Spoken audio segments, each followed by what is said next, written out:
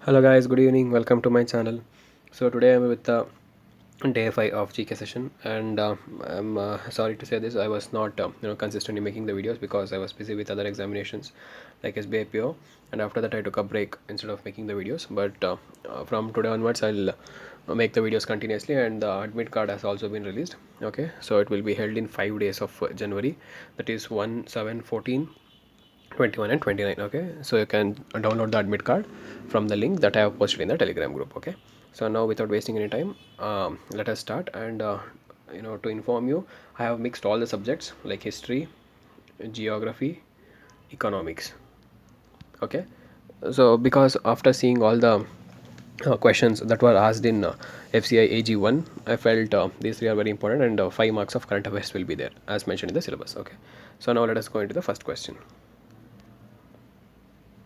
At which Harappan site a dockyard is present?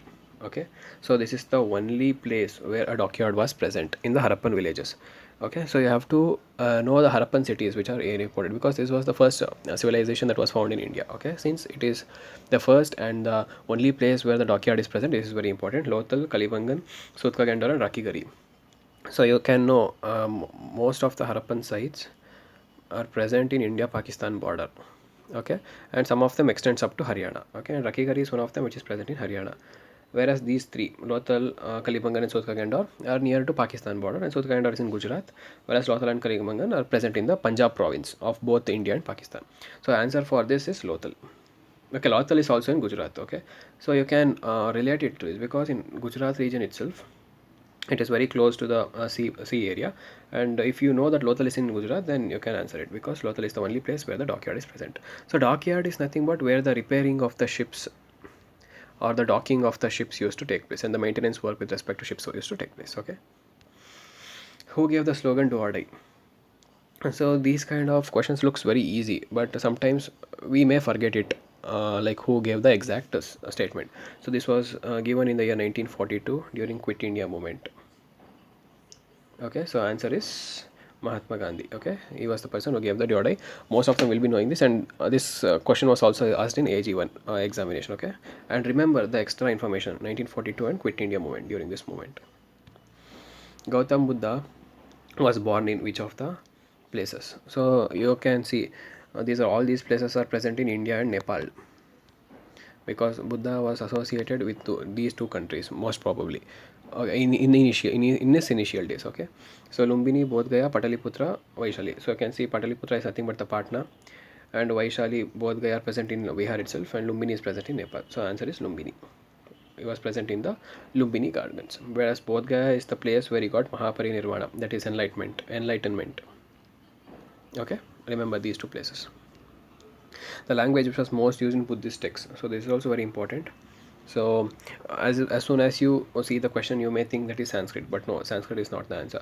And I have added Tamil and Hindi because you can also eliminate Hindi, because Hindi was not yet developed so much, but Tamil was developed so much because it is one of the oldest languages present in the whole world.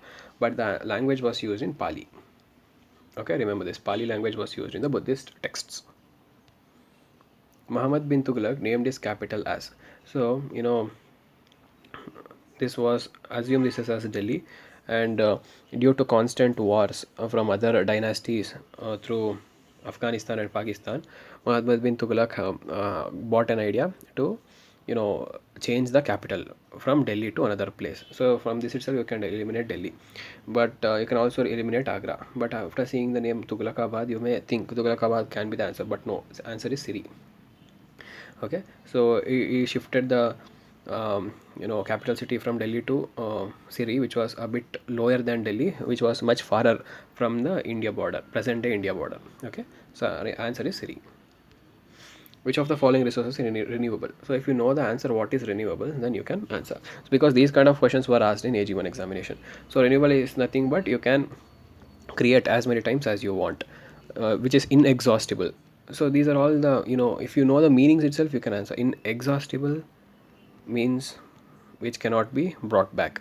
For example, you may say in a sentence like, I am exhausted at present, which means you are tired so much and you can't work anymore.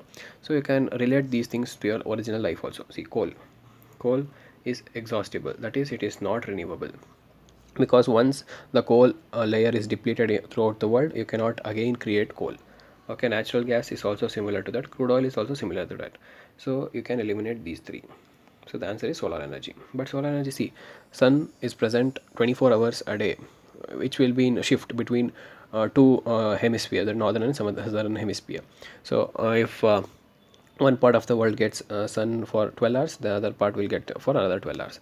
So you can create solar energy as much as you want, so hence it is the renewable resource.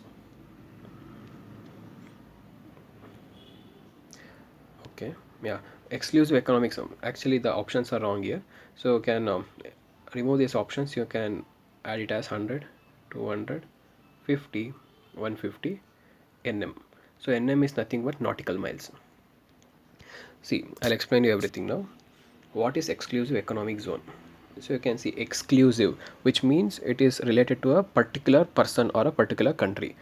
Okay, so this area will be given to a particular country. For example, okay, if you see India, let's take the coastal region itself, because this is related to coastal region. Okay, so imagine this is India's southern part, that is peninsula part. So the area up to certain nautical miles is given only to India for economic extraction. For example, if natural gas is present, petroleum sites are present, or any other minerals present, only India has the right to dig the resources that is present there from in the exclusive economic zone. Okay, I'll explain you with the correct picture of that. Yeah, you can see. So this is the land baseline, internal waters. So this first part is known as territorial sea, whereas the second part is contiguous zone. So you can see up to this part. So for example, if you imagine this as the coastal region of India, then up to 200 nautical miles, it it is the area of India itself. No other country can come and say that we have found a natural gas spot here and we will dig it. No, they do not have those rights, because it is an international convention. So the answer is 200 nautical miles. And as I said, the options were wrong initially. Okay, and one more thing, what is 1 nautical mile equal to how many kilometers? So it is 1.8 kilometers. Okay, remember this also. So usually you'll be knowing we use the word miles also, right? So 1 mile is equals to 1.35 or 4 kilometers. I'm not exactly sure about this, you can google it once. Okay, so remember this photo also. The first well is the territorial sea, second well is known as, these are nothing but the bifurcation or the differentiation between different names. But up to 200 nautical miles, it is the exclusive economic zone. Simply Park Tiger Reserve is found in, so the tiger reserves, the national parks, and the bird sanctuaries, wetlands, lakes, these are all very important in the geography static part. Okay, let us discuss some of them. So Simplifal is present in Odisha. Okay, so you have to remember all the important tiger reserves of the options. I'll tell some that I remember. So in Karnataka, you have listened about Bandipura, Nagarhole, Beligiri Rangana Tiger Reserve, and Dandeli Anashi, which is near Goa itself, and Bhadra Tiger Reserve. Okay, and in Tamil Nadu, um, you can see Periyar, Nilagiri, Satyamangalam. So these are some of them. And in Maharashtra, Pench Tiger Reserve, Tadoba Andheri Tiger Reserve, Melghat Tiger Reserve. So these are some of them. And you can also see Ranthambore is one of the important, which is present in Madhya Pradesh. Okay, this is also very important tiger reserve. And in Odisha there are two, as I said, Simplipal, and there is one more tiger reserve, it is Satkosia. Okay, highest peak of Western Ghats. So there are two important Ghats in India, in the Peninsula region. So one is the Eastern Ghats, which is broken like this, and another is Western Ghats, which is continuous in nature. So remember, this is an extra information. Western Ghats are continuous, whereas Eastern Ghats are non-continuous. So the four options are given. So yes, Nilagiri is present in the place where both the Western Ghats and Eastern Ghats meet together. Okay, but this is not the highest one, so you can remove this.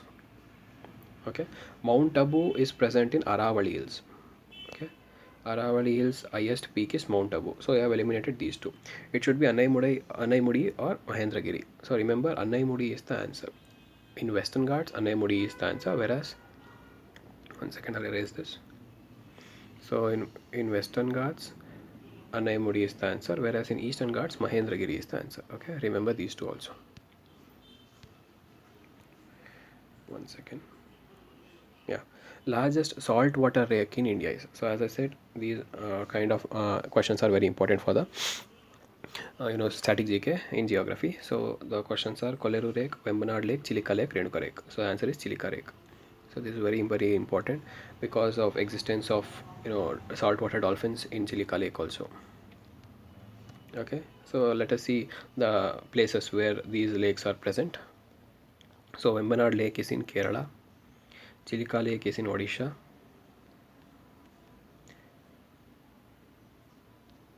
so Koleru Lake is in Andhra Pradesh, whereas Renuka Lake is present in Himachal Pradesh. Okay, so you have to know the geographical locations also.